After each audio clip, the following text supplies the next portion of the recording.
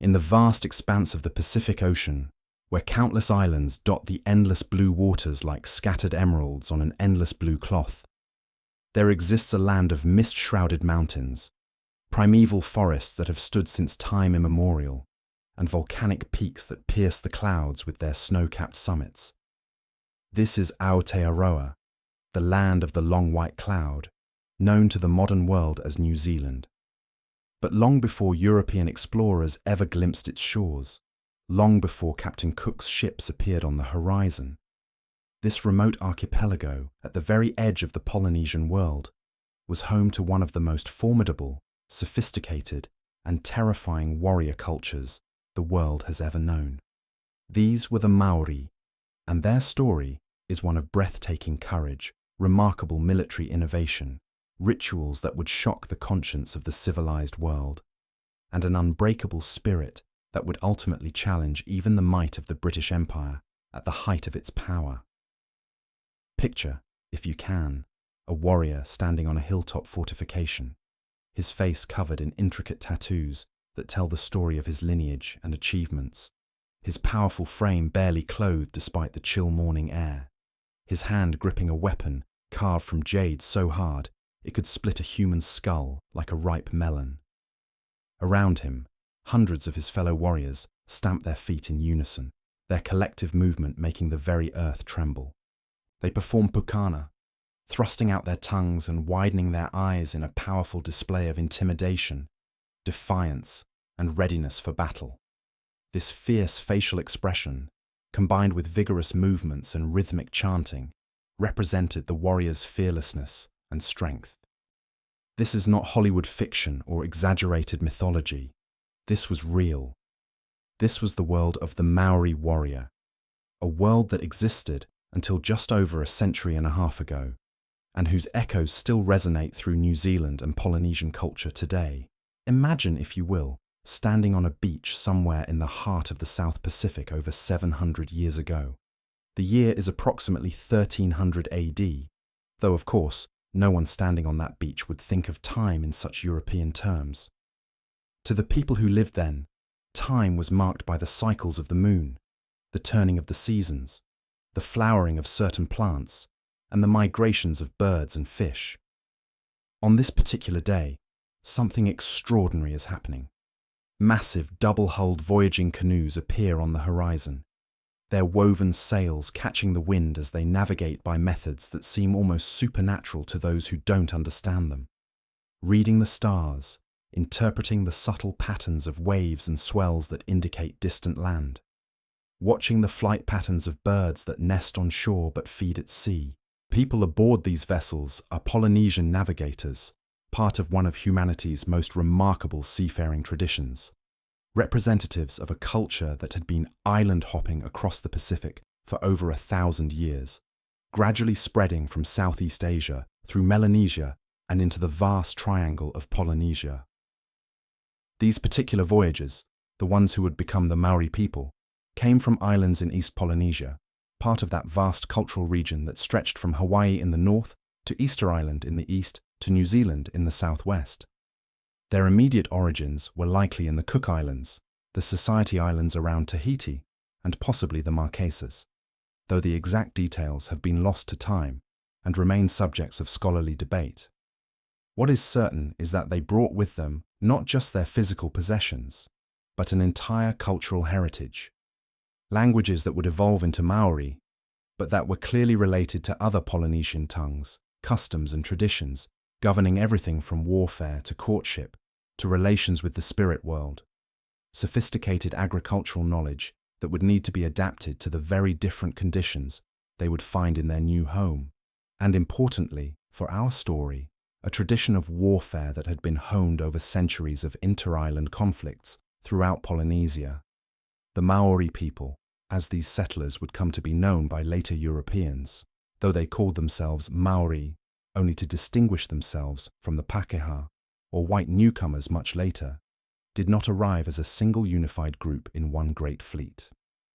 The romantic story of a great fleet arriving in 7 canoes has been largely discredited by modern scholarship as a creation of 19th century mythologizing. Instead, The settlement of New Zealand occurred in waves of migration over perhaps a century or more, maybe longer still, with different waka or canoes establishing themselves in different regions of these new islands.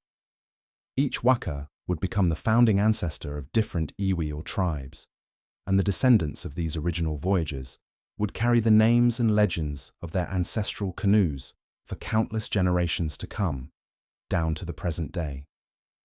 Even now, many Maori can trace their genealogy back to specific waka and can tell you detailed stories about the journey their ancestors made and the lands they claimed when they arrived. The islands these voyagers discovered were unlike anything they had ever known before, so different from the tropical Polynesian islands they had left that it must have seemed they had sailed to an entirely different world. New Zealand is significantly larger than any Polynesian island. In fact, its combined land area is greater than all the other Polynesian islands put together. The climate was temperate rather than tropical, with distinct seasons that ranged from warm, humid summers to winters that could bring frost and even snow to the higher elevations. The landscape varied enormously, from volcanic plateaus still showing signs of recent geological activity, to deep fjords carved by ancient glaciers, from gentle rolling hills perfect for agriculture, to towering Alps capped with permanent snow, from dense temperate rainforests, filled with massive trees to wind-swept coastlines, pounded by enormous waves rolling in from the Southern Ocean. Perhaps most importantly for these arriving Polynesians, the ecosystem was entirely different from what they were accustomed to. There were no land mammals at all, except for the bats that had somehow made it to these isolated islands. No monkeys, no pigs, no large predators, nothing. The islands had been isolated from any continental landmass for so many millions of years that an entirely unique ecosystem had evolved, dominated by birds. And what birds! Massive, flightless birds called moa, some species standing over 10 feet tall and weighing several hundred pounds, had evolved to fill the ecological niches that mammals occupied elsewhere.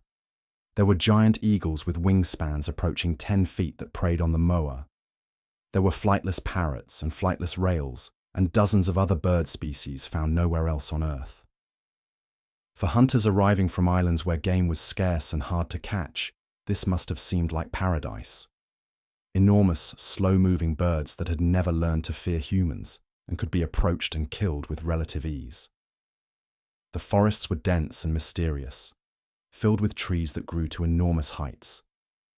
Towering kauri trees that could live for thousands of years and grow trunks 12 feet or more in diameter.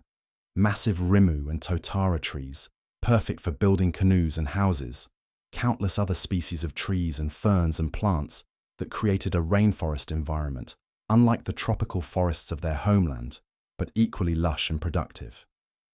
The rivers teemed with eels and freshwater fish. The coastal waters were rich with shellfish, fish, seals, and the great whales that migrated along the coasts. It was a land of incredible abundance, of beauty that could take your breath away, and of challenges that would test these Polynesian settlers in ways their tropical island existence had never prepared them for. In those early centuries of settlement, roughly from 1300 to perhaps 1500 or so, the Maori lived lives that were relatively peaceful, or at least warfare was not yet the defining feature of their society.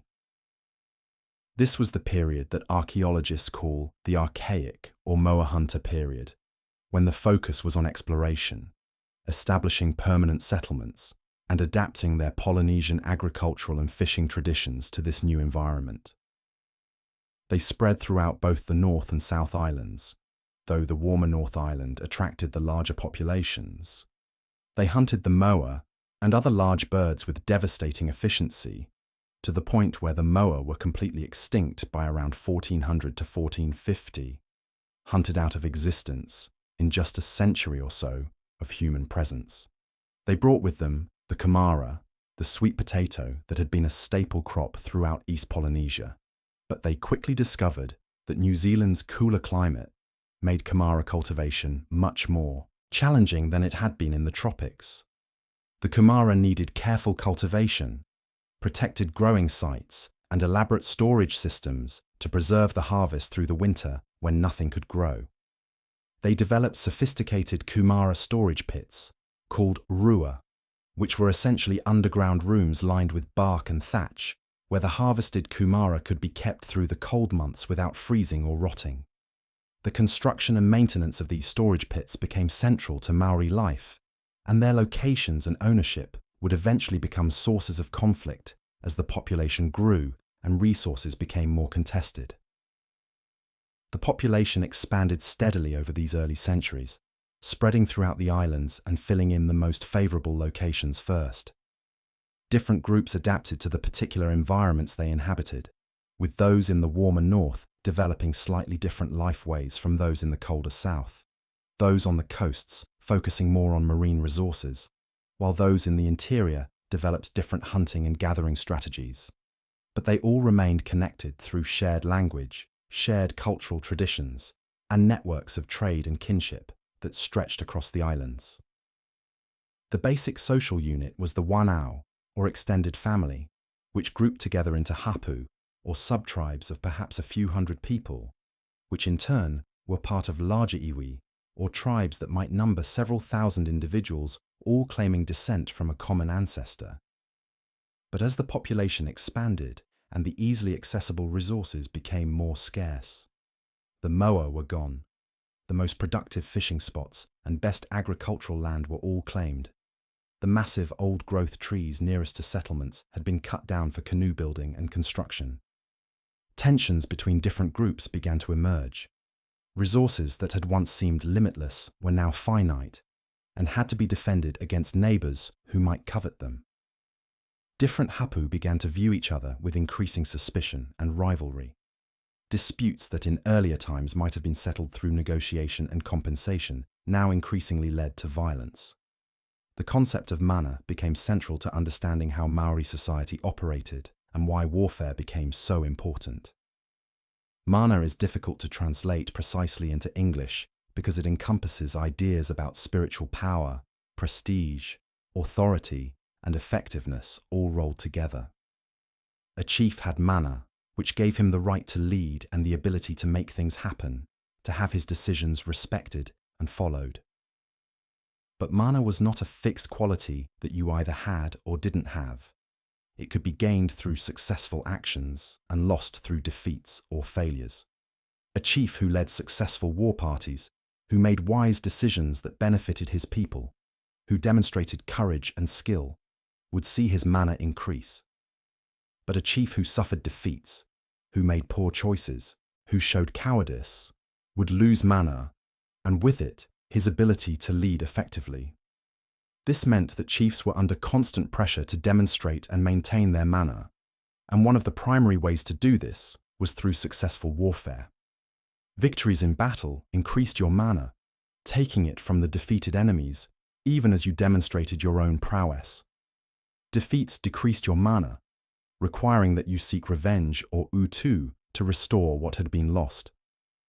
This created a dynamic where warfare, once it began, tended to perpetuate itself in cycles of attack and revenge that could continue for generations, as each side sought to maintain or restore their mana through military success.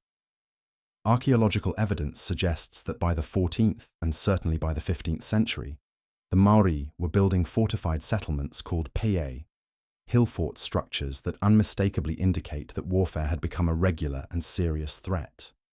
These earliest PR were relatively simple compared to what would come later, but their very existence tells us that people were willing to invest enormous amounts of labour into building defences, which they would only do if they genuinely feared attack. The construction of even a basic PA required coordinating perhaps hundreds of people working together for weeks or months, digging ditches, raising earthwork ramparts, cutting and transporting hundreds of wooden poles for palisades, all while still maintaining the normal activities of food production and daily life. This was not a casual undertaking, but a major community project that signalled a fundamental change in how people lived. By the 16th and 17th centuries, warfare had become a central feature of Maori life, and a distinct warrior culture had emerged that would define Maori society down to the era of European contact and beyond. The reasons for any individual conflict might vary, disputes over land and resources certainly, but also insults to a chief's mana, competition over access to good fishing grounds or bird hunting areas, violations of the complex rules governing proper behavior between different groups, abduction of women, or most seriously, the killing of a tribe member, which created an absolute requirement for utu, or reciprocal revenge. But whatever the immediate cause, warfare had become structured, ritualized, and deeply embedded in Maori concepts of honor, spirituality, and identity. The principle of utu is absolutely crucial to understanding Maori warfare and why it took the forms it did. Utu is often translated as revenge, but that translation is incomplete and slightly misleading. Utu is more like reciprocity, the idea that actions must be balanced and accounts must be settled. If someone gives you a gift, utu requires that you eventually reciprocate with a gift of equal or greater value. If someone helps you, utu requires that you help them when they need it. But the same principle applies to negative actions. If someone insults you, utu requires that the insult be answered. If someone kills your kinsman, utu requires that death be avenged. The idea isn't necessarily proportional response in the way modern justice systems might think of it, but rather the restoration of balance and the maintenance of mana. This concept of utu meant that Maori warfare was not simply about practical objectives like seizing territory or resources, though those factors certainly played a role. It was fundamentally about honor, mana, and the relationship between living people and their ancestors. When a warrior was killed, his death created an imbalance that affected not just his immediate family, but his entire hapu, and indeed, his entire iwi. The ancestors themselves, it was believed, would be dishonored if their descendants failed to seek appropriate utu. This created an obligation that went beyond mere personal revenge. It was a spiritual necessity that connected the world of the living with the world of the dead. Failure to seek utu was not just cowardice, but a kind of spiritual abandonment of your slain kinsman and a failure of your duty to your ancestors. The transformation from boy to warrior was not marked by formal academies or structured military training in the European sense, but rather emerged organically through a lifetime, immersed in a culture where martial values permeated every aspect of existence. By the time a young man was old enough to join a war party, he had already absorbed the skills, the mindset, and the spiritual understanding necessary to be effective in combat.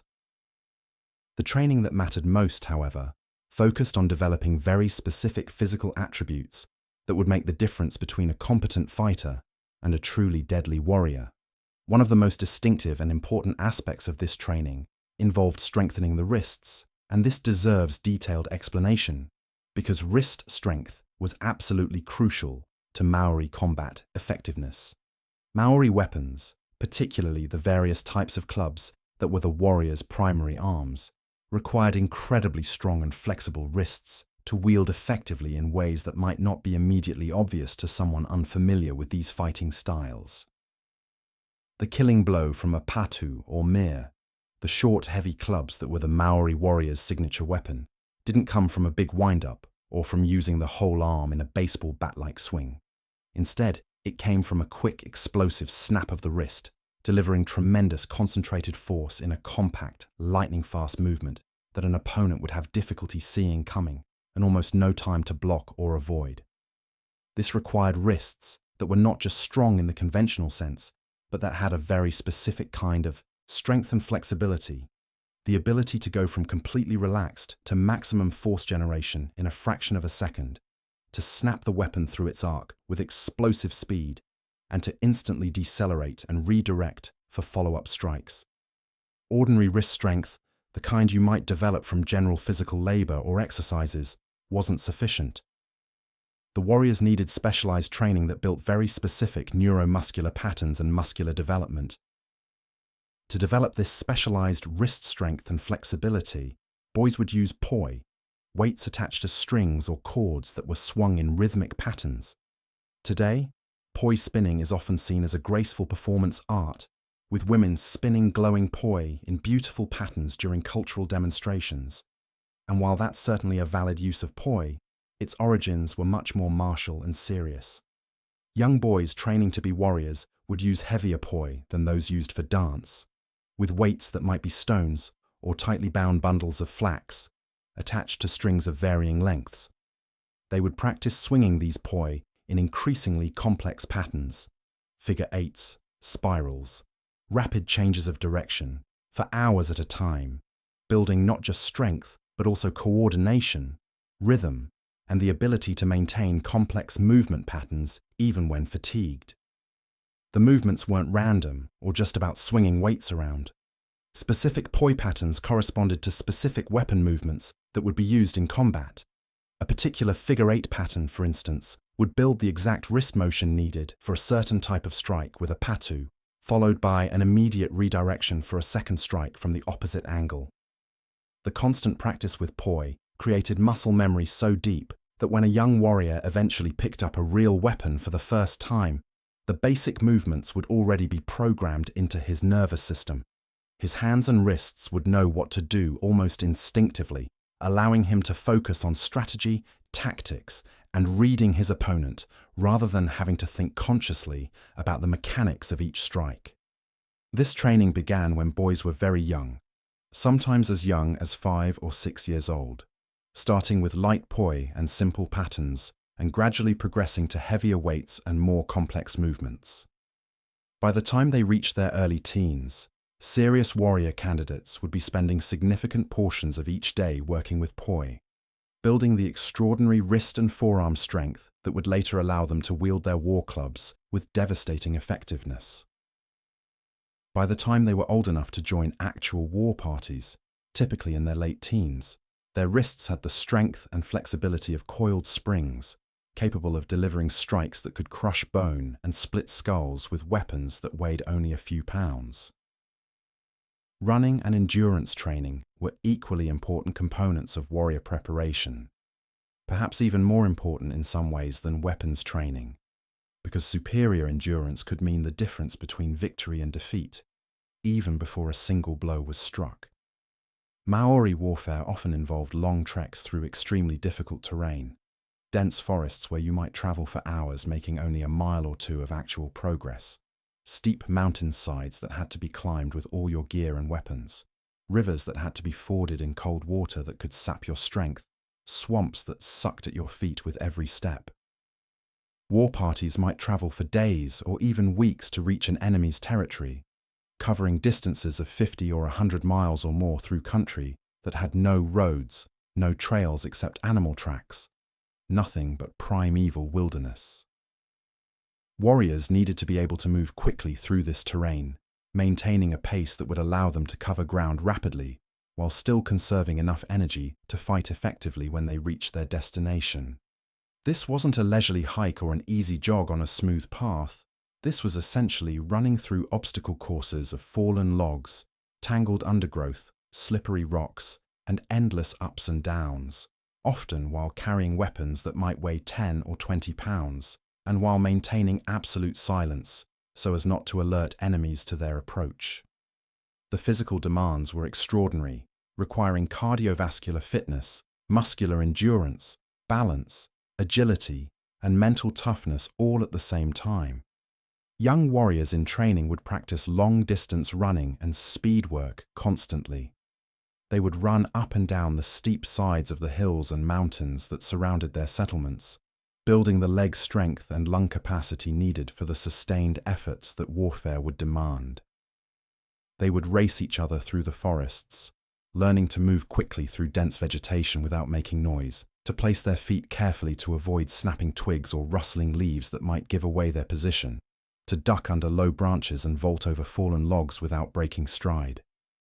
These runs weren't just about building fitness, but about developing the specific skills needed to move effectively through the New Zealand bush, which was very different from the more open terrain of their Polynesian homelands. The ability to run faster than one's enemies could also be literally life-saving if a battle went poorly. If your war party was ambushed, or if an attack on an enemy PA failed and you needed to retreat, Your ability to run quickly through difficult terrain while being pursued by enemies who wanted to catch and kill you could be the only thing standing between you and death. Warriors who couldn't maintain the pace would be caught, and once caught, they would be killed, probably mutilated, and quite possibly eaten. This created powerful motivation to develop and maintain extraordinary endurance and speed.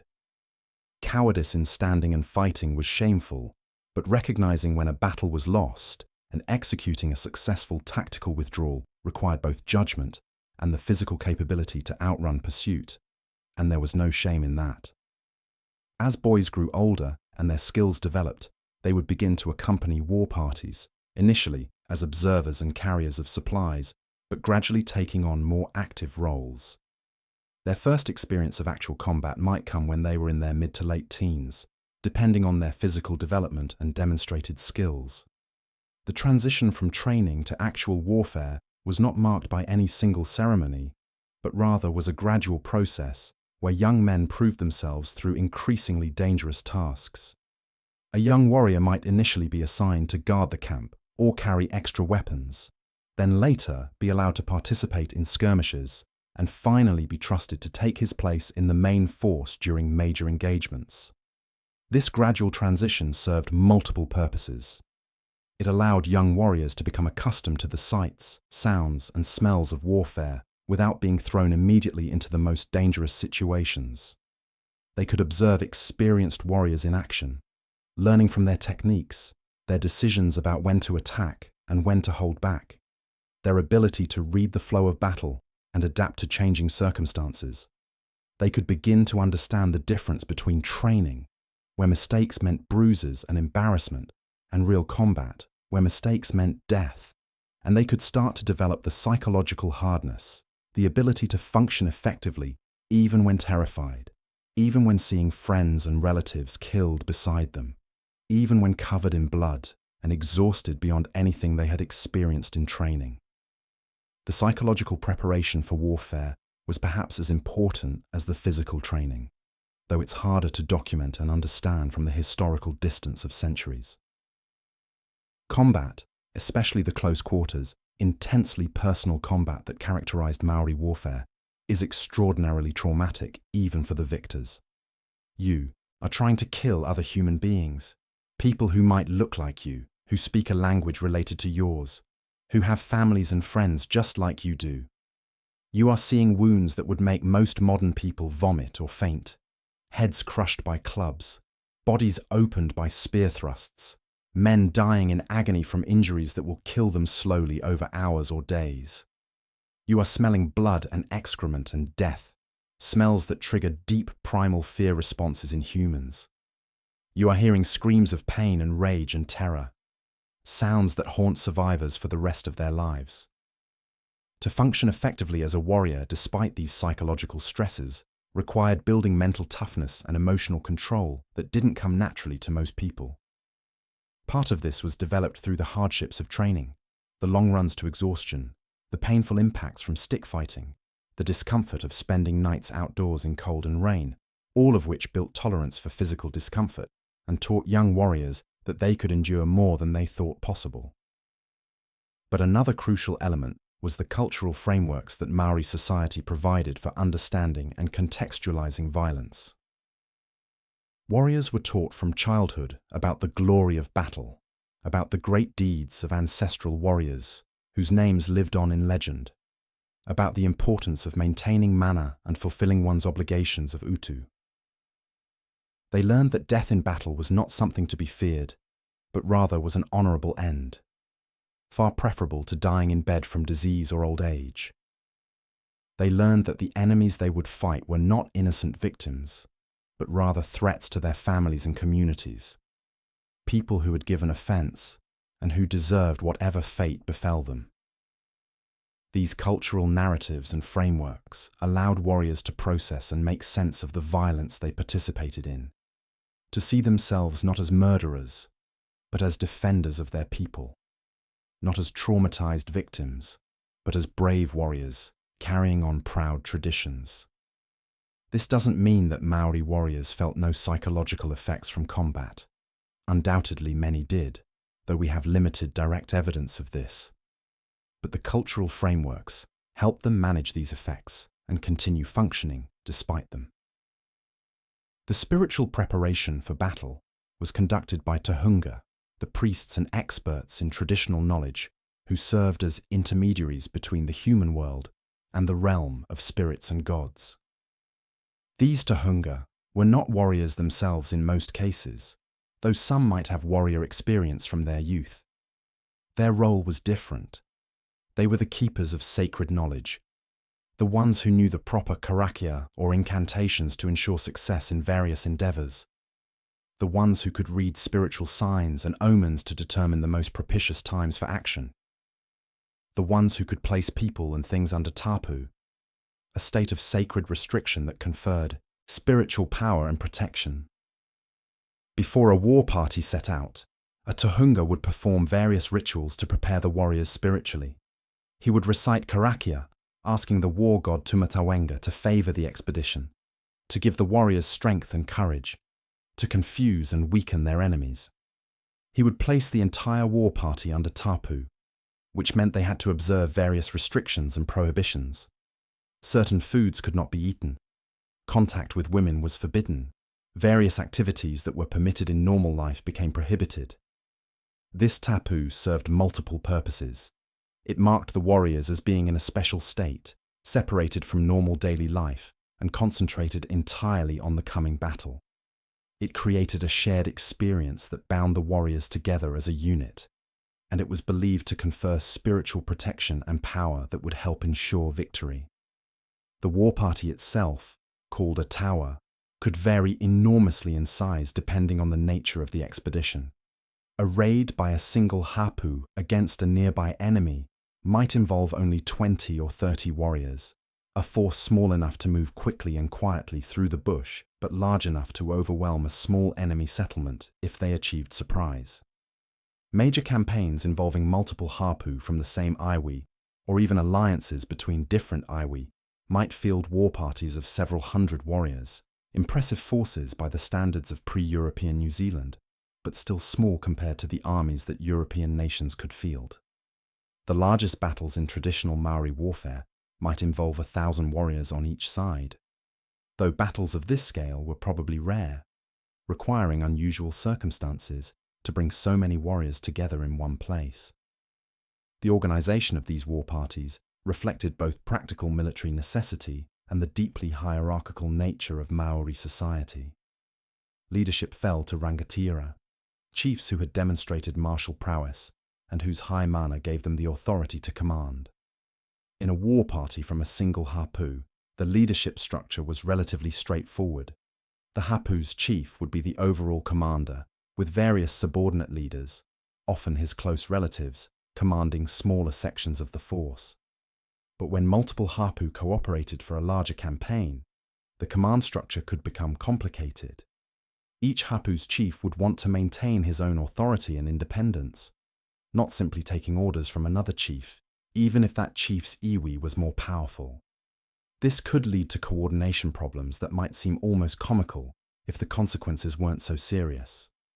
Multiple hapu might agree to cooperate for an attack on a common enemy, but once they were actually in enemy territory, each hapu's chief might make independent decisions about when and where to attack, what objectives to pursue, when to withdraw.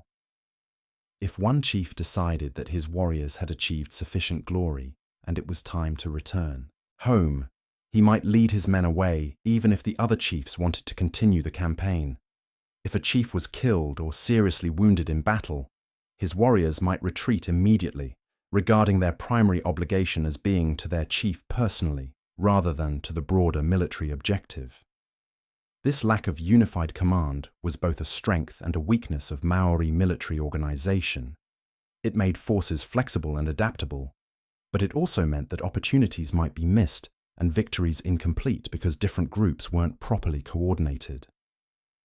The weapons these warriors carried were crafted with both practical effectiveness and spiritual significance in mind, representing the intersection of artistry, engineering, and spirituality in ways that might be difficult for modern people to fully appreciate. Every weapon had a name, often a name passed down through generations that connected the weapon to famous warriors who had wielded it, to battles where it had proven its worth, to the genealogy of the family that owned it. Every weapon had a history, stories attached to it that were remembered and recounted, tales of courage and victory that added to the weapon's mana and made it more than just an object, but rather a kind of spiritual companion and protector.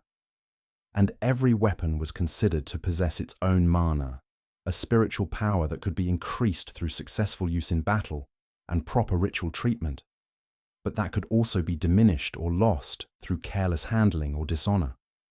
Weapons were sometimes, perhaps often, passed down through generations within families, from father to son or from uncle to nephew, with each generation adding to the weapon's history and power. A mere punamu that had been carried by your grandfather and by his father before him, and that had been present at famous battles and had struck down renowned enemy warriors, possessed far more mana than a newly made weapon, no matter how skillfully that new weapon had been crafted. The accumulated spiritual power from generations of use, from the blood of enemies spilled by it, from the courage of the warriors who had wielded it, all combined to make such an heirloom weapon incredibly valuable, not just materially, but spiritually. To lose such a weapon, to have it captured by an enemy, or to leave it on a battlefield, was not just a practical loss, but a spiritual disaster, a betrayal of your ancestors, and a failure of your obligations to maintain and pass on the treasures they had entrusted to you.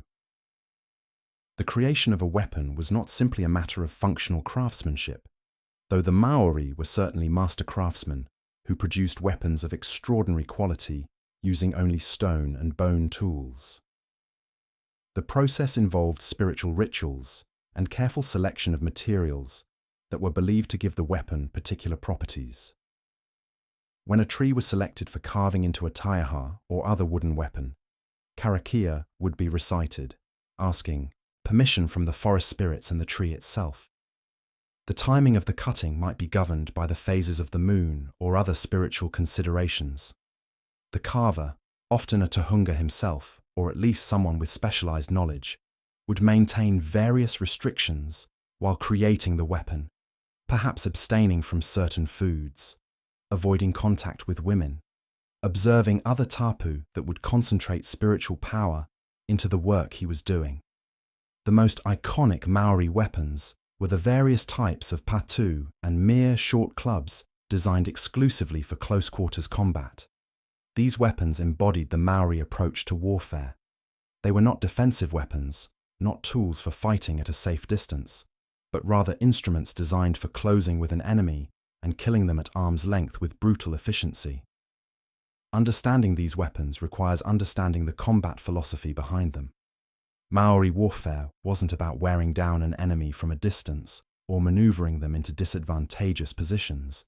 It was about closing rapidly with the enemy, striking quickly and decisively before they could react, and either killing them outright or wounding them so severely that they were no longer a threat, all within a matter of seconds. The patu onewa was one of the most common types of these clubs, crafted from basalt or other hard volcanic stones that were relatively abundant in New Zealand. The creation of one of these weapons was a major undertaking, requiring weeks or even months of patient work. The stone would first be roughly shaped by striking it with harder stones, knocking off large flakes to create the basic form. Then came the long, tedious process of grinding and polishing, using progressively finer abrasive materials.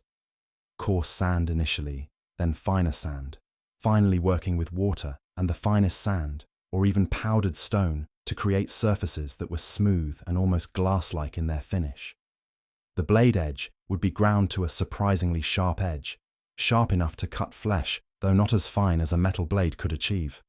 The result was a weapon typically about 12 to 18 inches long, perhaps 3 inches wide at its broadest point, with a flat, paddle-like blade, a carefully shaped grip with a hole for a wrist thong, and enough mass that a strike from it could easily cave in a human skull or break bones.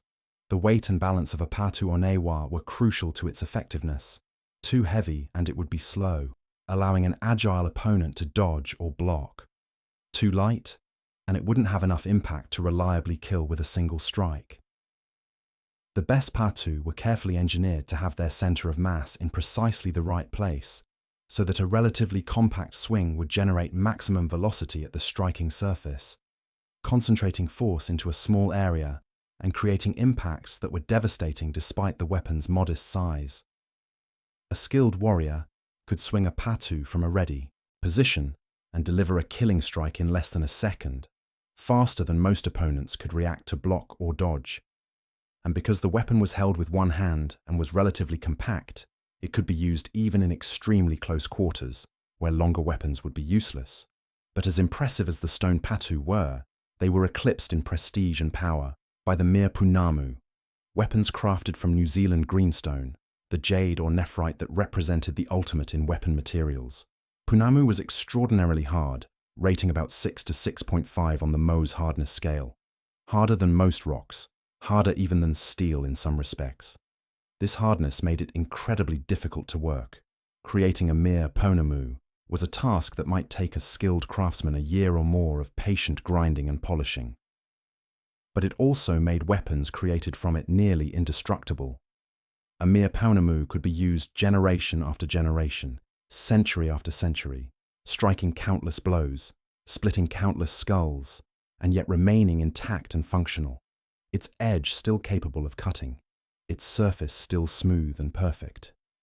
The stone itself ranged in color from pale, almost translucent green, to deep olive or even black, with many stones featuring beautiful inclusions, patterns, and variations in color that made each weapon unique and added to its beauty. This natural beauty was enhanced by the carving, with skilled craftsmen creating weapons that were not just functional, but truly beautiful objects, with graceful curves, perfect symmetry, elaborate carved patterns around the grip hole, decorative elements that reference the weapon's history and the genealogy of its owners. A truly fine mere punamu was a work of art as much as a weapon, something that would be treasured and admired even in times of peace, that would be brought out and displayed during important ceremonies, that would be shown to guests as a demonstration of the owner's wealth and status. The shapes of mere punamu varied somewhat, with different iwi and different time periods favouring different designs, but most followed a generally consistent pattern. A flat, blade-like club about 12 to 16 inches long, roughly paddle-shaped but with elegant curves rather than straight lines, gradually tapering from a wider blade end to a narrower handle end, with a hole drilled through the handle for a wrist cord. The blade end would have a somewhat rounded point and sharpened edges that could cut as well as crush. The weapon was held with the blade end extending forward from the fist, so that strikes were delivered in a punching or chopping motion rather than a baseball bat-style swing. The combat techniques for using a mere or patu were sophisticated and required years of practice to master completely. The weapon was not simply swung wildly, but was used with great precision and control.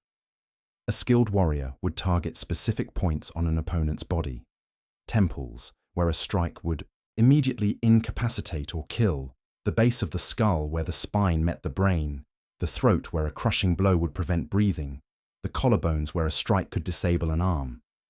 Secondary targets included the ribs, where blows might crack ribs or cause internal damage to organs beneath, and the forearms or shins of opponents, where strikes could disable limbs and leave the opponent unable to fight or flee effectively. The footwork and body movement that accompanied these weapons techniques were as important as the strikes themselves. A warrior had to be able to close with an opponent while avoiding or blocking their weapons, to position himself at the optimal distance and angle for his own strike while minimizing his vulnerability to counterattacks, to move constantly and unpredictably so that opponents couldn't anticipate his actions. The training in dodging and evasion that began in childhood became crucial here. A warrior who could read his opponent's movements and shift his position just enough to cause their strike to miss, while simultaneously setting up his own counterstrike, had an enormous advantage. The best warriors were described as being like shadows or ghosts in combat. seemingly never quite where their opponents expected them to be, strikes missing them by inches, while their own strikes landed with crushing force. For weapons that required longer reach, warriors carried the taiaha, perhaps the most versatile of all Maori weapons. The taiaha was a long staff, typically 5 to 6 feet in length, made from either hardwood or, in rarer cases, whalebone. Unlike a simple stick, the taiaha had distinct parts, each with its own name and function. At one end was the upoko, or head, carved to represent the face of an ancestor and featuring an arero, a tongue-like projection. This end was used for stabbing and thrusting, aimed at an opponent's face, throat, or body. The middle section, called the tenana, or body, was round and smooth, designed to be gripped and manipulated rapidly.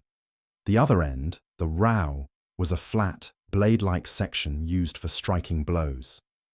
This design allowed a skilled warrior to switch rapidly between different techniques, stabbing with the pointed end, striking with the flat blade, or using the staff itself to parry and deflect attacks. The skill required to use a taiaha effectively was considerable, and warriors trained for years to master the weapon. The techniques included rapid spinning movements, where the taiaha would be whirled around the body to generate momentum before delivering a strike, feinting motions, designed to make an opponent defend against an attack from one direction while the actual strike came from another, and defensive techniques that could catch or redirect an enemy's weapon. A master of the taiaha was a formidable opponent, capable of keeping multiple enemies at bay and switching instantly between offense and defense. The art of Mau, the traditional Maori martial art, focusing on weapon combat, was largely centered on mastery of the taiaha, though it encompassed all traditional weapons. Other specialized weapons filled specific roles in the Maori arsenal. The haka was a distinctive close combat weapon, shaped somewhat like a stylized fish, and featuring a sharp blade along one edge and a notch that could be used to catch and trap an opponent's weapon. A quick twist of the wrist could disarm an enemy who had been caught in this notch, leaving them defenseless for a follow-up strike. The kotiate, shaped to resemble the lobes of a liver and thus earning its name, which roughly translates to divide the liver, was another thrusting and striking weapon favored by chiefs, who often carried them during speeches as symbols of their authority. For longer-range combat, though the Maori never developed bows and arrows, they used spears of various types. The tau was a short spear, similar in length to the taiaha, but designed primarily for stabbing rather than the varied techniques of the staff weapon. The huata was a much longer spear, sometimes exceeding 12 feet in length, too long for a single warrior to wield effectively on the move, but devastating when thrust from behind the palisades of a pa, where the length allowed defenders to strike at attackers while remaining protected behind fortifications. Perhaps the most unusual Maori weapon was the Aotearoa, fashioned from the jaw of a sperm whale. This rare weapon, curved and flat with a sharpened edge, could be used as a striking weapon, but some accounts suggest it might have been thrown, with a cord attached allowing the wielder to retrieve it after striking a target. The exact usage of this weapon remains somewhat mysterious, as it was uncommon even in pre-European times, but its very existence demonstrates the Maori ingenuity in utilizing any available material for warfare. Before any battle, warriors underwent elaborate preparation rituals that were as important as physical readiness. These rituals served multiple purposes. They prepared the warriors psychologically for the violence to come. They invoked spiritual protection and assistance, and they created bonds of unity among the war party. The tohunga, priests and spiritual experts who held deep knowledge of traditional rituals and law, played a central role in these preparations. The war party would be placed under tapu, a sacred state of restriction that separated them from normal daily life and concentrated their spiritual power. This meant observing various prohibitions, including restrictions on certain foods, avoiding contact with women, and maintaining specific behaviors that varied by tribe and circumstance. The most famous of these pre-battle rituals was the haka, a performance that combined dance, chanting, and fierce gestures into a display that served to unify the warriors and intimidate their enemies. The origins of haka lie deep in Maori mythology, associated with Aotearoa, the son of the sun god Tamanui Te Ra, and Hinaraumati, the goddess of summer. On hot summer days, the quivering of the air rising from the heated earth was understood as Aotearoa dancing for his mother, and this trembling motion, called wairi, became incorporated into haka as the characteristic trembling of the hands that builds and releases energy during the performance. Haka was not, despite common misconception, exclusively a war dance. Different types of haka existed for different purposes. Some were performed to welcome important visitors, others to celebrate achievements or mourn the dead. But the purupuru haka, specifically intended for warfare, was perhaps the most fearsome.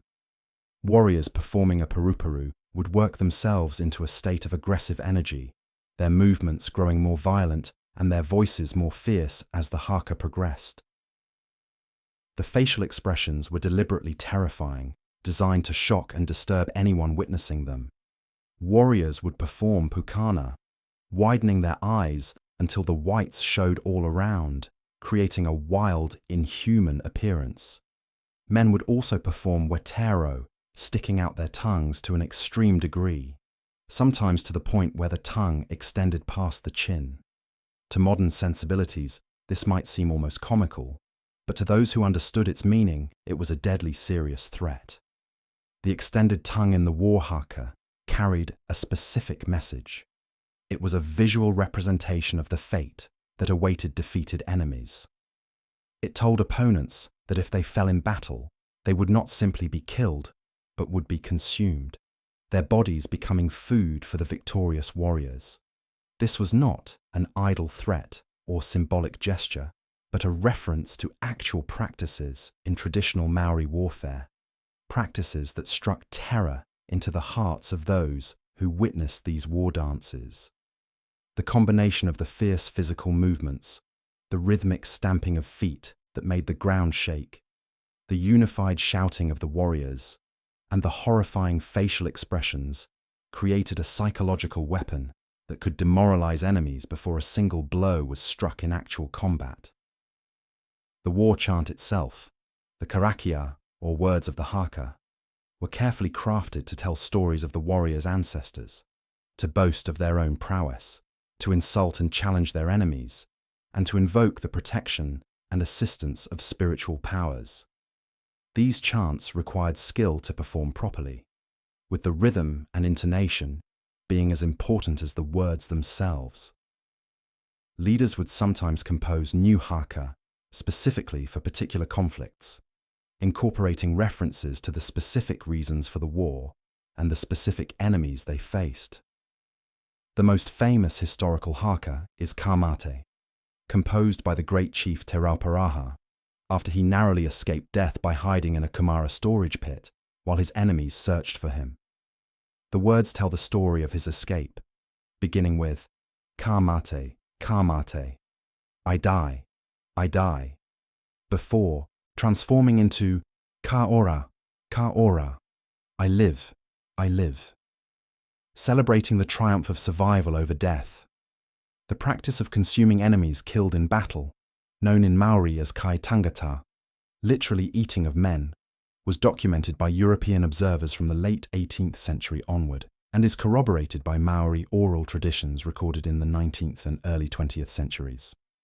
However, the exact nature, frequency, and motivations of this practice remain subjects of scholarly debate, complicated by the biases inherent in European colonial sources and the disruption of traditional knowledge systems during the colonial period. Historical evidence for the practice comes from several sources. Captain James Cook recorded observations during his first voyage to New Zealand in 1769-1770, noting in his journal entries from January 1770 that his crew had encountered what appeared to be remains of consumed human bodies, and that Maori informants acknowledged the practice when questioned. Subsequent European visitors, including explorers, traders, whalers, and missionaries, provided additional accounts throughout the early 19th century. These reports varied considerably in their reliability, with some based on direct observation, and others on hearsay or potentially exaggerated for sensational effect in the travel literature market of the era. Maori oral traditions and testimony collected by Pākehā scholars in the 19th century, particularly the extensive interviews conducted for the Polynesian Society and similar ethnographic projects, provide additional evidence.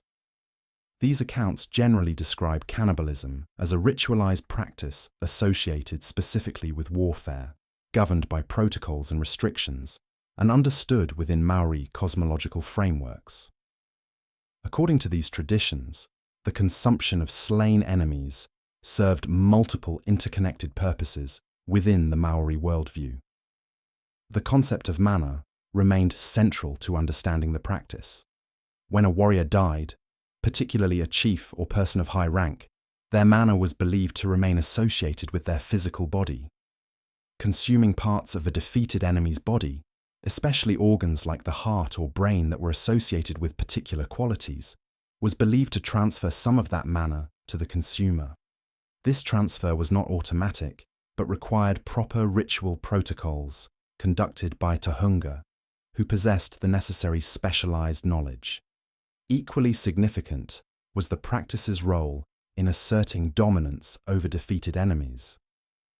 To consume the body of a slain warrior was understood as the ultimate expression of contempt and superiority, reducing a person who had been a warrior to the status of food. This humiliation was believed to affect not only the deceased, but their living relatives and community, marking the depth of the victor's dominance. The knowledge that defeat might lead to this fate was understood to intensify the imperative to fight courageously and the obligation to seek utu for fallen warriors. The preparation and consumption of enemies' bodies involved specific rituals and restrictions. Special cooking methods were used, distinct from those employed for normal food preparation, to avoid contaminating the implements and ovens used for everyday meals. Tahunga oversaw the processes to ensure proper protocols were followed. Participation was generally restricted to higher-ranking warriors, and different body parts were allocated according to rank and status. Bones might be fashioned into tools or ornaments, extending the symbolic domination of the defeated beyond death. The frequency and circumstances of the practice are difficult to establish with precision. The evidence suggests it was not a routine occurrence, but was more likely to follow particularly significant battles or in response to especially serious grievances. Some European accounts described cannibalism as widespread and constant, but these reports should be treated with caution given the sensationalistic tendencies of colonial-era literature and the incentives to portray indigenous peoples as savage to justify colonization. More reliable sources, including later scholarly analysis of Maori oral traditions, suggest the practice was selective and ritualized rather than indiscriminate. Prisoners or slaves captured in warfare might occasionally be killed and consumed during important ceremonial occasions, such as the consecration of a new meeting house or the completion of a war canoe, though the frequency of this practice is debated among historians. Christian missionaries, who established permanent missions in New Zealand beginning with Samuel Marsden's mission at Rangihua in 1814, made the elimination of cannibalism one of their primary objectives. Missionaries preached against the practice intensively, framing it as sinful within Christian theology. As Maori conversion to Christianity accelerated through the 1830s and 1840s, with entire hapu sometimes converting collectively under their chief's leadership, the practice was abandoned by Christian Maori communities. The conversion of influential rangatira was particularly significant in this process. Christian chiefs not only ceased participating themselves, but often actively worked to prevent the practice within their spheres of influence, sometimes intervening to protect prisoners who might otherwise have been killed. The cascading effect of high-status conversions, combined with the social and economic advantages that mission stations and Christian affiliation could provide, contributed to relatively rapid abandonment of kai tangata by most Maori communities by the 1840s. The last documented instances of the practice occurred during the 1860s amid the intensity of the New Zealand Wars. Some accounts from this period describe evidence of cannibalism following particularly fierce engagements, though distinguishing reliable reports from wartime propaganda remains challenging. By the 1870s, the practice had effectively ceased, abandoned even by the most traditionalist communities. The history of Maori cannibalism has become a sensitive topic in contemporary New Zealand, raising questions about how Indigenous histories should be researched, written, and presented. European accounts of the practice were often embedded within colonial ideologies that portrayed Maori as primitive savages requiring civilization, narratives that were used to justify land confiscation and cultural suppression. The sensationalistic focus on cannibalism in much colonial-era literature overshadowed the sophisticated military, technological, and social achievements of Maori culture. Contemporary Maori perspectives on this history vary. Some scholars and community members emphasize the importance of understanding the practice within its original cultural context, rather than judging it by modern standards, while also acknowledging the need for honest historical scholarship. Others express concern that excessive focus on cannibalism reinforces harmful stereotypes and provides ammunition for those who would minimize or justify the injustices of colonization. Historian Paul Moon's comprehensive study of the practice, published in 2008, sparked considerable controversy and formal complaints to the Human Rights Commission. Despite being based on extensive documentary evidence, including Maori oral testimony, the debate reflected broader tensions about Indigenous self-determination in historical representation and the responsibilities of non-Indigenous scholars working with Indigenous histories. What the evidence does establish is that cannibalism was practiced within specific cultural contexts that made sense within pre-contact Maori cosmology and social organization, even as it conflicted fundamentally with European moral frameworks. Understanding this practice requires attempting to comprehend the Maori worldview in which boundaries between physical and spiritual, life and death, and self and enemy were understood very differently than in European thought. The fortifications that Maori communities built evolved significantly over time, reaching remarkable levels of sophistication that would later impress European military engineers. The earliest PA were relatively simple structures, taking advantage of naturally defensible positions. But as warfare intensified and tactics evolved, PA design became increasingly elaborate. A fully developed traditional PA combined natural and artificial defenses in sophisticated integration. Site selection prioritized naturally difficult terrain, steep hills, peninsulas, or ridges with sharp drop-offs. To these natural advantages, builders added multiple defensive layers. Deep ditches, often V-shaped, surrounded the perimeter, with excavated earth piled on the interior side to create raised banks that made defensive walls even higher. Behind the earthworks stood palisades constructed from wooden poles driven deep into the ground. The most substantial pair used whole tree trunks of puriri or other hardwoods, buried 3 to 5 feet deep and standing 10 to 15 feet above ground. Poles were set close together and lashed together to prevent displacement. Some PA featured multiple palisade rows with fighting platforms between them, creating kill zones where attackers who breached the outer wall became trapped. Entrances represented the most vulnerable points and were designed with elaborate defensive features. Rather than direct gates, passages often zigzagged at sharp angles, preventing attackers from charging straight through. Fighting platforms overlooked these passages, allowing defenders to strike at anyone attempting entry. Some PR included false entrances designed to lure attackers into prepared kill zones. Within the PA, layouts were carefully organized. Fighting stages at strategic points gave defenders elevated positions for observation and for launching projectiles at attackers. Storage pits for kumara, dug deep into the ground, doubled as shelters during attacks and ensured the PA could withstand sieges. Wells or water collection systems provided supplies that couldn't be cut off externally. Dwellings occupied the most protected central areas, distant from the perimeter. Some PA incorporated particularly ingenious features demonstrating sophisticated military thinking. Communication trenches, covered passages dug into the ground, allowed defenders to move between different areas without exposure to enemy projectiles. Underground bunkers provided protection during intense attacks. Hidden escape tunnels allowed defenders to flee if the PA was being overwhelmed, emerging outside the defensive perimeter. The introduction of muskets and rifles in the early 19th century prompted a revolution in PA design. Firearms could kill at ranges where traditional weapons were ineffective, and could penetrate wooden palisades that would stop spears or thrown weapons. The Maori response demonstrated remarkable military adaptability. Gunfighter PA retained many traditional features while adding elements specifically countering firearms. Wooden palisades were padded with bundles of flax, the fibrous material absorbing musket balls and preventing penetration. Behind this outer palisade, a second defensive line often included firing trenches, where defenders could crouch below ground level, protected from enemy fire, but able to fire through gaps or over parapet tops. The most innovative feature anticipated by decades the trench warfare of World War I. Defenders excavated zigzagging trenches throughout the PA, with raised earth parapets facing potential attackers.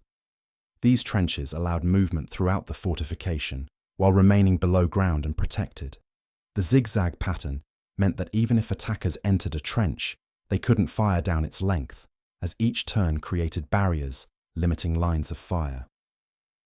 Some gunfighter PA included underground bunkers with roofs of heavy logs covered with thick earth, creating structures that could withstand artillery bombardment. During the New Zealand Wars of the 1860s, British forces were repeatedly shocked to discover that artillery bombardments, sometimes lasting hours or days, caused minimal casualties to defenders who sheltered in these bunkers and emerged to fight when infantry assaulted.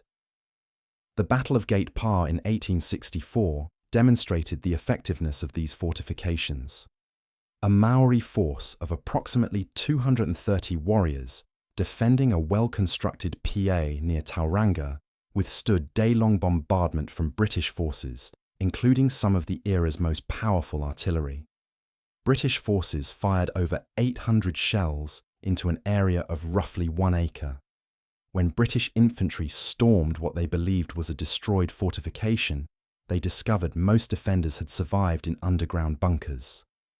The Maori opened fire from concealed positions, inflicting over 100 British casualties in minutes, while suffering approximately 25 casualties themselves. The British retreated, marking one of their most significant defeats in the conflict. British military engineers studied these fortifications carefully, creating models that were presented to Parliament. Professional military observers recognized the sophistication of Maori defensive engineering. Some historians have suggested that British and European officers who studied Maori trench systems may have influenced later planning of World War I trench networks, though direct connections are difficult to prove definitively. The organization of war parties reflected both practical military considerations and Maori social structures. A taiaha, a war party, might range from a few dozen warriors to several hundred, depending on the planned operation and the number of participating groups. Leadership fell to rangatira, who had proven military skill and whose mana gave them authority to command. However, Maori military organization was less hierarchical than European armies. Warriors owed loyalty primarily to their hapu and to specific chiefs they had chosen to follow, not to abstract military systems or distant commanders. Even when multiple hapu from the same iwi cooperated, coordination could be challenging. Each hapu's contingent fought under their own chief's direction, following his decisions about when to attack, positioning, and when to withdraw. If one chief fell in battle or was seriously wounded, his warriors might retreat even if the battle was going well for their side, prioritizing loyalty to their specific leader over broader strategic objectives. This organizational structure had both advantages and disadvantages. It made forces flexible and capable of independent action, with groups able to adapt without waiting for orders from supreme commanders. But it also meant opportunities might be missed due to coordination failures, and defeats could cascade as the loss of one leader prompted wider retreats. The preferred tactic was the ambush, attacking when enemies were most vulnerable and least expecting assault. War parties would travel quietly through forests and rough country, often at night or in pre-dawn hours, to position near an enemy village or along routes enemies would travel. Attacks typically began at dawn when defenders might be sleeping or drowsy, when low light hindered defense organization, and when the psychological shock of sudden awakening compounded physical danger.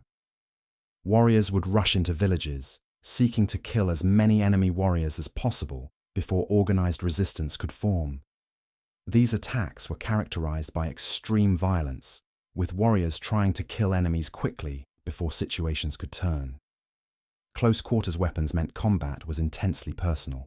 Warriors struck at heads, necks, and upper bodies, using heavy impact weapons to crush skulls, break necks, and deliver immediately fatal wounds. The objective was not to wound or capture enemy warriors, but to kill them completely. If defenders organized effective resistance, attackers had to decide quickly whether to press attacks or withdraw. Assaulting a defended PA was dangerous and could result in heavy casualties. Sometimes attackers attempted to lure defenders from fortifications using various stratagems. Warriors might approach a PA in small groups pretending to be ordinary travelers, then suddenly attacking when close.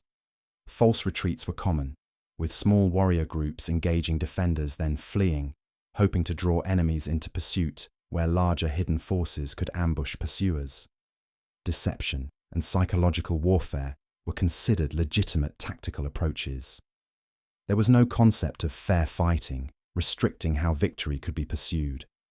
The goal was defeating enemies as completely as possible, while minimizing own casualties, and any method accomplishing this was acceptable. Stories of clever stratagems became part of oral traditions, celebrated as examples of wit and intelligence in warfare.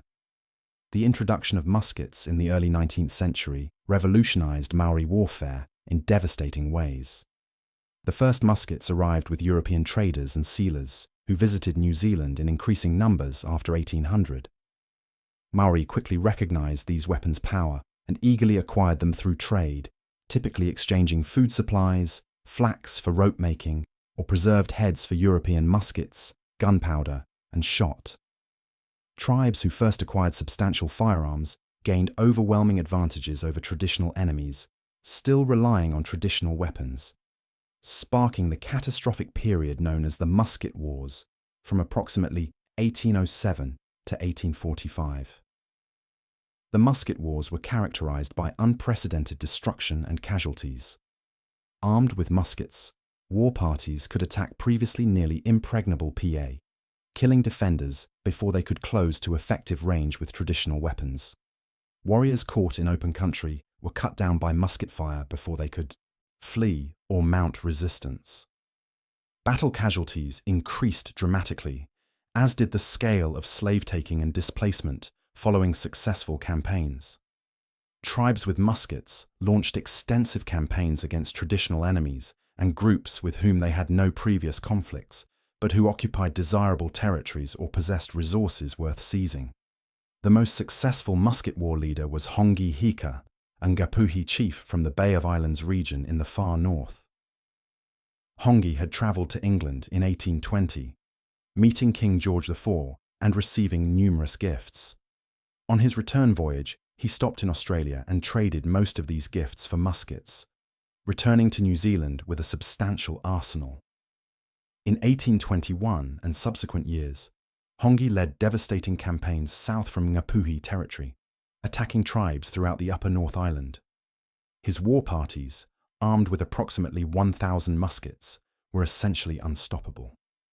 Death tolls from these campaigns have been estimated at over 5,000 people killed in battles and raids, with many more dying from starvation and disease as communities were scattered and crops destroyed. Other chiefs and tribes, recognizing the necessity of acquiring firearms for survival, scrambled to trade for muskets. This created a terrible arms race, with each tribe needing guns not only to attack enemies, but simply to survive attacks from neighbors who had acquired firearms first. Some tribes traded away nearly everything to obtain muskets, impoverishing themselves but gaining weapons necessary for survival.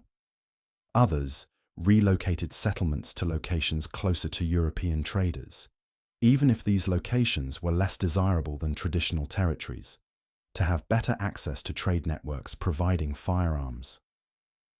The musket wars devastated the Maori population and transformed New Zealand's political landscape. Total death tolls have been estimated between 20,000 and 40,000 people, a staggering number given that the total Maori population at the period's beginning was probably only 100,000 to 120,000. Entire regions were depopulated, with survivors fleeing to remote areas or seeking protection from stronger allies. Some tribes were effectively destroyed, their warriors killed, and remaining members scattered and absorbed into other groups. The social and psychological trauma of this period had lasting effects on Maori society, creating grievances and power imbalances persisting for generations. By the 1830s, the musket wars were winding down, partly because most tribes had acquired at least some firearms, and the advantage of being armed versus unarmed had disappeared. Perhaps more importantly, many Maori were exhausted by decades of unprecedented violence and loss. The arrival of Christian missionaries who preached peace and offered alternatives to the cycle of warfare and utu found increasingly receptive audiences. Christianity spread rapidly through New Zealand in the 1830s and 1840s, with many chiefs and their followers converting. The new religion provided frameworks for ending hostilities, as chiefs could agree to peace treaties and forgive past grievances on Christian principles without losing manner, since they were following directives of a higher spiritual power rather than simply backing down. It was in this context, a Maori population decimated by war, increasingly Christianized, and dealing with growing numbers of European settlers and traders, that the Treaty of Waitangi was signed in 1840. This document, negotiated between British colonial officials and Maori chiefs, was intended to establish British sovereignty over New Zealand while protecting Maori land rights and traditional authority. However, critical differences between the English and Maori language versions, combined with different understandings of concepts like sovereignty and property, created ambiguities leading to conflict and controversy, continuing to the present day. In the immediate aftermath, relative peace prevailed. Many Maori saw potential advantages in British presence, including protection from other Maori tribes, access to European trade goods and markets for Maori produce, and the backing of British law and authority. But as more European settlers arrived and colonial officials became more assertive about implementing British control, tensions mounted. The particular flashpoint was land. The treaty guaranteed Maori possession of their lands, but British officials interpreted this as individual property ownership that could be sold, while most Maori understood land as collectively owned by hapu and not something individuals could sell without group consensus. European settlers wanted land for farms and towns, creating constant pressure for land sales that many Maori were unwilling or unable to make under their traditional systems. The first major post-treaty violence outbreak was the Flagstaff War in the Bay of Islands during 1845-1846. The conflict was triggered by Hone Heke, an important Ngapuhi chief who had initially supported the treaty but became disillusioned with British rule. Heke repeatedly cut down the British flagstaff at Kororareka, now known as Russell, viewing the flag as a symbol of British sovereignty he had never intended to accept when signing the treaty. British forces attempted to stop these attacks and punish Heke, leading to battles between British troops and Heke's warriors, allied with another chief, Te Ruki Kawiti. These battles demonstrated both the continued effectiveness of Maori warriors and fortifications and the fundamental changes in warfare. At Ohaeawaipai, and later at Ruapekapeka, Kawiti constructed sophisticated gunfighter PA, incorporating the latest defensive innovations. British forces, including professional soldiers with artillery, attempted frontal assaults that resulted in heavy casualties and failed to break through defences. Only through prolonged bombardment and careful siege tactics did British forces eventually force Maori to abandon Ruapekapeka, and even then, British casualties were substantial. The Flagstaff War ended with negotiated peace that essentially acknowledged neither side had achieved decisive victory, though the British claimed success because they had prevented haka from controlling the region. After several years of relative peace, conflict resumed in 1860 with the Taranaki War in the western North Island. This conflict began over disputed land sales, with colonial officials supporting the purchase of land from a minor chief who did not have authority to sell it according to traditional Maori land ownership concepts. When Maori refused to surrender the land and built fortifications on disputed territory, colonial forces attacked, beginning conflict that would expand and intensify over following years. The conflict expanded dramatically in 1863, when Governor George Grey, frustrated with what he perceived as Maori resistance to British authority and land sales, ordered a major invasion of the Waikato region. The ostensible reason was that the Kingatanga movement, a confederation of tribes who had chosen a Maori king as unifying leader to resist further land sales, represented a threat to British control. The real motivation was that the Waikato region contained some of New Zealand's best agricultural land, and European settlers were eager to acquire it. Grey assembled a force of over 10,000 British troops and colonial militia, supported by naval vessels and artillery, and launched a systematic campaign to conquer the Waikato and break Kingatanga resistance. The Waikato War demonstrated the terrible effectiveness of European military might when properly applied. British forces advanced slowly but steadily, building fortified redoubts as they went, ensuring secure supply lines and bases of operation. When they encountered Maori pa, they positioned artillery and bombarded positions until defenders were forced to withdraw or face annihilation. Maori forces attempted various strategies to counter the invasion, from defending fixed positions to launching raids against British supply lines and outlying positions, but were ultimately unable to stop the advance. By 1864, British forces had occupied most of the Waikato region, and Kingatanga supporters had retreated into the interior Taranaki country, an area that became known as the King Country and remained effectively independent Maori territory for another 2 decades. The final phase of the New Zealand Wars, from 1864 to 1872, was characterized by a different kind of conflict. Rather than organized resistance by major tribal confederations, fighting devolved into guerrilla warfare led by prophetic religious leaders who combined Maori spiritual beliefs with Christianity elements into new faiths emphasizing resistance to European colonization. The most significant leaders were Tewa Haumane, who founded the Pai Marire or Hau movement, and Te Kuti Arikirangi Te Turuki, who founded the Ringatu faith. Te Kuti was particularly effective as a guerrilla leader. After being unjustly imprisoned and deported to the Chatham Islands in 1866, he escaped in 1868 with other prisoners and returned to the North Island, launching a campaign of raids against colonial forces and Maori who had allied with the government. Te Kuti was a brilliant tactician who understood how to use New Zealand's difficult terrain to his advantage. His warriors would strike suddenly from dense forests, inflict casualties on colonial troops and kupapa, Maori, who had allied with the government, then disappear back into the bush before reinforcements could arrive. Te Kuti's forces were never large, sometimes only a few dozen, or at most a couple hundred warriors, but they tied down far larger colonial forces for years. The colonial government's response was to create special pursuit forces, composed of both European and Maori troops who knew terrain and could operate in the bush under the same conditions as guerrillas.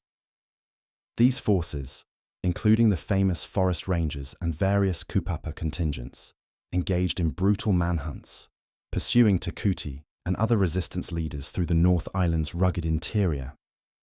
Fighting was characterized by ambushes, sudden raids, and desperate running battles through forests and mountains. By the early 1870s, active fighting had largely ended. Takuti and other resistance leaders had been driven into remote refuges where they no longer posed significant military threats, though they were never captured or definitively defeated. The colonial government, having achieved primary objectives of confiscating massive amounts of Maori land and establishing effective control over most of the North Island, was willing to let the last resistance leaders fade away rather than continuing expensive military campaigns. Takuti eventually received a pardon in 1883 and lived peacefully until his death in 1893, continuing to lead the Ringatu faith, which survives to the present day. The New Zealand Wars resulted in the confiscation of approximately 3.2 million acres of Maori land, supposedly as punishment for rebellion, but in reality, serving the colonial government's goal of making land available for European settlement. The economic and social impact of these confiscations on Maori communities was devastating and long-lasting. Communities that had been prosperous, with productive farms and trading relationships, found themselves dispossessed and impoverished. The wars themselves killed perhaps 2,000 Maori, including many chiefs and leaders, whose loss weakened traditional social structures. The psychological impact of defeat, land loss, and forced transformation from a warrior culture to a colonized people created trauma echoing through generations. Yet despite military defeat and colonial domination, Maori culture and identity survived. Warrior traditions were maintained through oral histories, through continued performance of haka at gatherings and ceremonies, and through the determination of Maori communities to remember and honor their ancestors' courage and sacrifices. Traditional weapons, no longer needed for warfare, were preserved as taonga, treasures with spiritual and historical significance. The art of Maorakau, traditional weapon fighting, was kept alive by practitioners who passed knowledge to select students, ensuring techniques would not be completely lost. Tamoko, traditional Maori tattoos, represented another aspect of warrior culture that survived into the modern era. These were not simple decorations, but permanent records of a person's genealogy, achievements, and status. For warriors, moko marked their transition to adult warrior status and documented battle honors and important life events. Facial moko, in particular, was a distinctive and highly valued aspect of Maori culture. The process of receiving moko was painful and dangerous, involving bone or jade chisels to cut designs into skin rather than using needles to inject pigment. The resulting tattoos were slightly raised, creating three-dimensional effects quite different from tattoos created by other methods. The patterns and designs of moko were not arbitrary, but contained specific information readable by those who understood the system. Different patterns indicated different tribal affiliations, with each iwi having distinctive design elements. Placement of designs on the face also conveyed specific meanings. The center of the forehead might record information about the wearer's role or position within their tribe. The area around the eyes might document their father's rank, while the jawline recorded their mother's genealogy. A fully completed facial moko represented many hours of work and considerable pain endured, marking the wearer as a person of significance, a warrior who had proven courage not only in battle, but in the painful process of receiving permanent identity markers. With European arrival and many Maori converting to Christianity, tamoko practice declined dramatically. Missionaries discouraged it as a pagan practice, and many Maori, hoping to integrate into colonial society or avoid discrimination, chose not to receive traditional tattoos. By the early 20th century, very few Maori were receiving traditional moko, and there was real danger the art would be lost entirely. But in the latter decades of the 20th century, as part of a broader Maori cultural renaissance, renewed interest emerged in traditional practices, including tamoko. Contemporary Maori tattoo artists studied historical examples, consulted with elders who remembered traditional meanings and patterns, and began creating moko for a new generation of Maori eager to visibly connect with their heritage. Modern tamoko uses contemporary tattoo equipment rather than traditional chisels, making the process less painful and dangerous, while still creating designs honoring traditional patterns and meanings. The revival of tamoko has become an important part of contemporary Maori identity, a visible statement of cultural pride and connection to ancestors. Many prominent Maori, including politicians, artists, athletes, and community leaders, wear traditional moko, demonstrating that this ancient warrior culture tradition has found new relevance in the modern world. The haka has experienced perhaps the most remarkable transformation and revitalization of all traditional warrior practices. While it never completely disappeared, performances in the early and mid-20th century were often tourist-oriented shows that simplified forms and stripped away cultural context.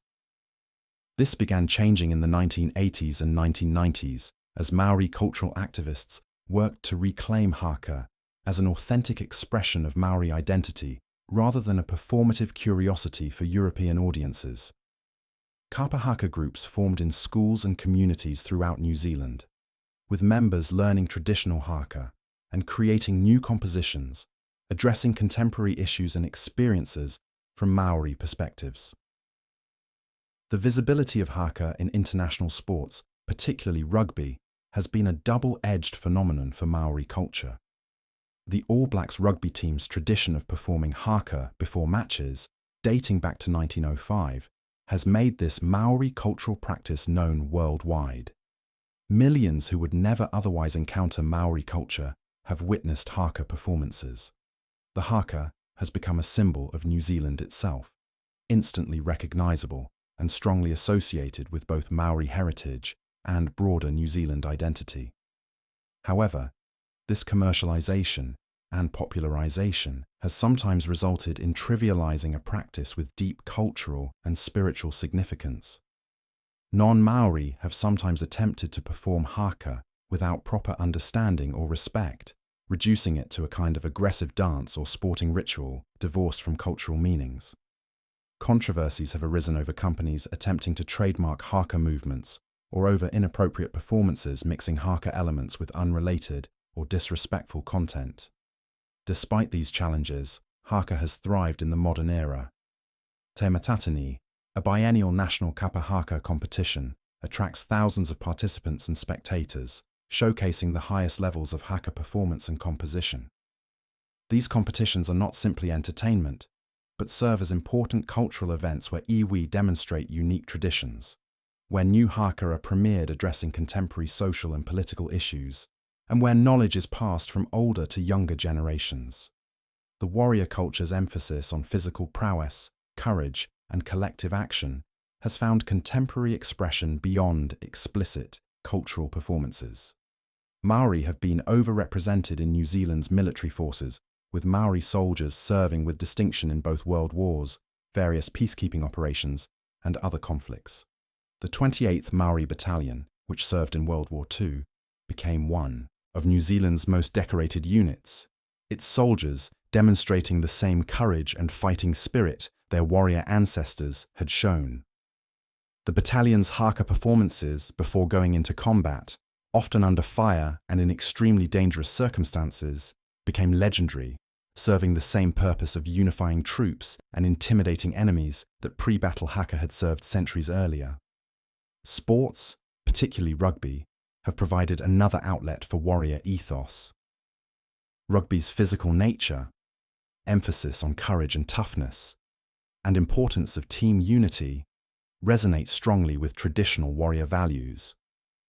Many Maori rugby players have explicitly connected their playing style and mentality to warrior heritage, and the All Blacks pre-match haka serves as a direct link between the modern sports team and warrior traditions of their Maori members.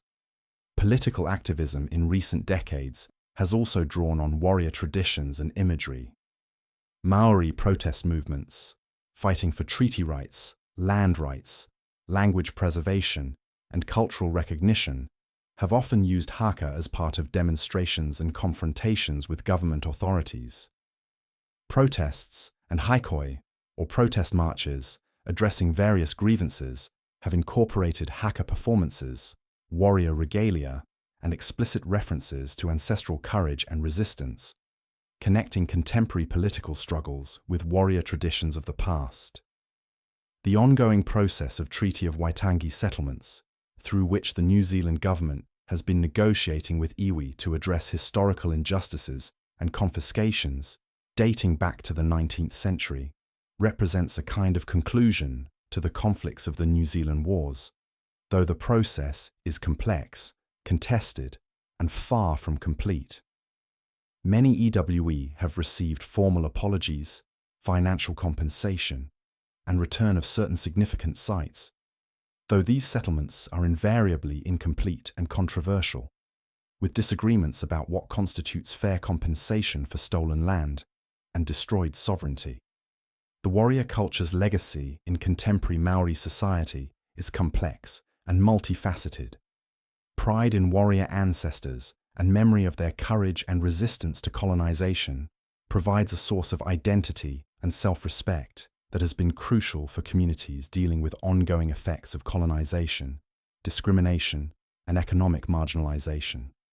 Warrior traditions emphasize values like courage, loyalty, collective responsibility, and resistance to injustice that remain relevant and important.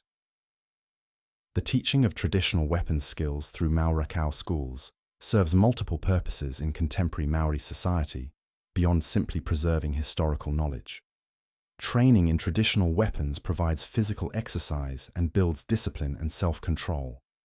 It creates connections between learners and their ancestors, making history tangible and immediate. It teaches young people about their cultural heritage in an engaging, active way that resonates more powerfully than simply reading about history. And it instills pride and a sense of identity, giving Maori youth a tradition that is uniquely theirs, something connecting them to a heritage of strength and capability. The fortifications that dot the New Zealand landscape, many now protected as heritage sites, serve as permanent reminders of warrior culture and the conflicts that shape the nation's history. The distinctive terraces and earthworks of ancient Pea are visible throughout the North Island, and archaeologists continue to study these sites, learning more about how they were constructed, how they functioned, and what they can tell us about Maori military capabilities and social organization. Some sites have been partially reconstructed or maintained, allowing visitors to see what these fortifications looked like when active. The evolution of Maori-Pakeha relations over recent decades has involved increasing recognition of Maori history and culture, including warrior traditions, as essential parts of New Zealand's national story.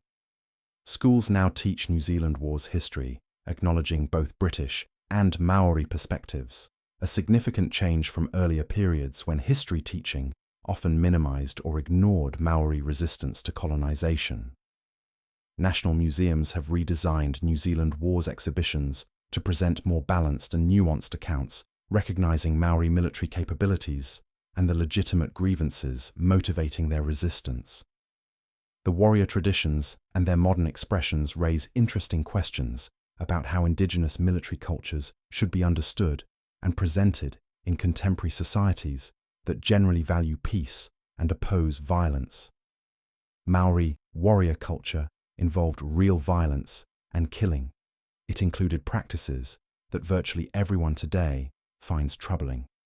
It was fundamentally patriarchal and militaristic in ways that clash with contemporary progressive values around gender equality and non-violence.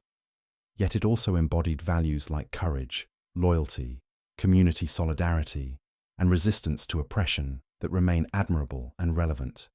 It demonstrated remarkable innovation and sophistication, with military engineering and tactics that impressed even professional European soldiers.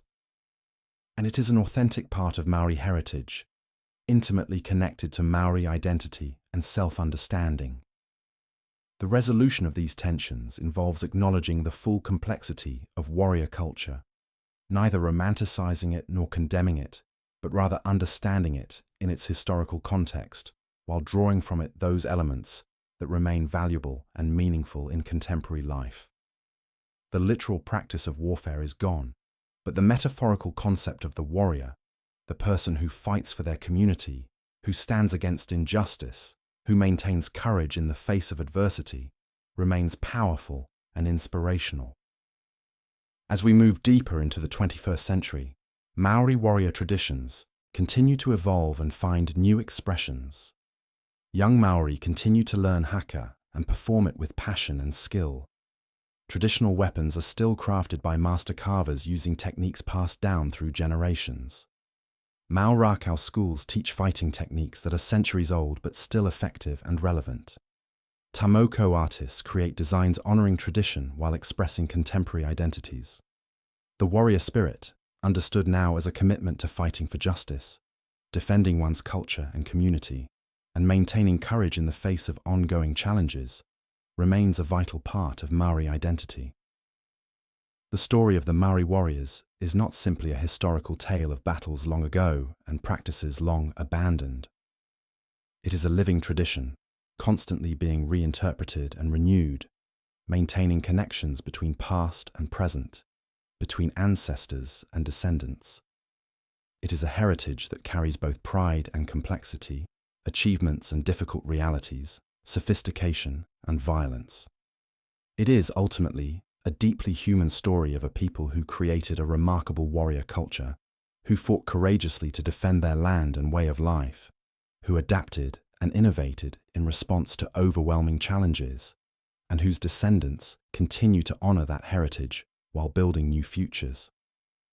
In the quiet hours of evening, when the last light fades from New Zealand's mountains and the stars begin to appear, the same stars that guided those first Polynesian voyagers to these shores, the legacy of the warriors remains present.